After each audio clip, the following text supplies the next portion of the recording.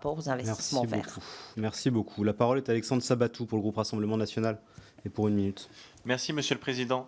Le rapport Draghi dresse le constat d'une Europe enfermée dans ses contradictions vertes et qui se désespère des conditions économiques déplorables qu'elle a elle-même créées.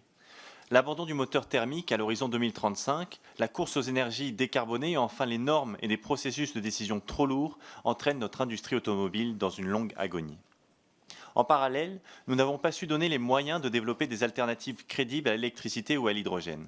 Le résultat, une industrie prise de court, incapable de rivaliser avec la Chine, qui inonde désormais nos routes de voitures électriques. Pire, à Méru, dans ma circonscription dans l'Oise, l'entreprise Forvia va licencier ses équipes de recherche et développement après avoir touché plus de 200 millions d'euros d'aide européenne. Après la production, c'est la R&D qui est délocalisée en Chine. Mais que va-t-il nous rester ? Sardou chantait qu'en France, il n'y avait pas de café, pas de coton, pas d'essence, mais qu'on avait des idées. C'est visiblement un peu moins vrai. Selon vous, quelles mesures concrètes devrions-nous prendre à l'échelle française ou communautaire pour stopper cette hémorragie avant que l'Europe ne perde la totalité de son industrie automobile ? Merci beaucoup. Une réponse un peu nuancée. On a fait le choix effectivement du passage à l'électrique dans le domaine automobile. Et ça a été une responsabilité publique collectivement assumée au niveau européen.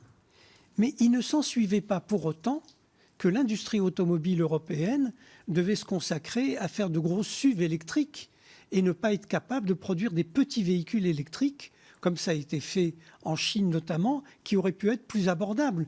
Des petits véhicules électriques avec les subventions publiques auraient pu davantage percer. Là, il y a eu quand même un problème de responsabilité et de stratégie dans le domaine de l'industrie automobile.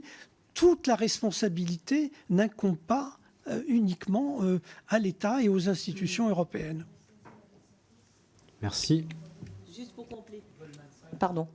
pour compléter à ce sujet, le développement du véhicule électrique en Chine s'est effectué grâce à une réglementation et des exigences du gouvernement chinois extrêmement strictes par rapport aux constructeurs, qui portaient en particulier sur le poids des véhicules qui devaient être régulièrement réduits de manière justement à rendre cette industrie plus compétitive. Preuve, s'il en était, que la règle peut stimuler l'innovation.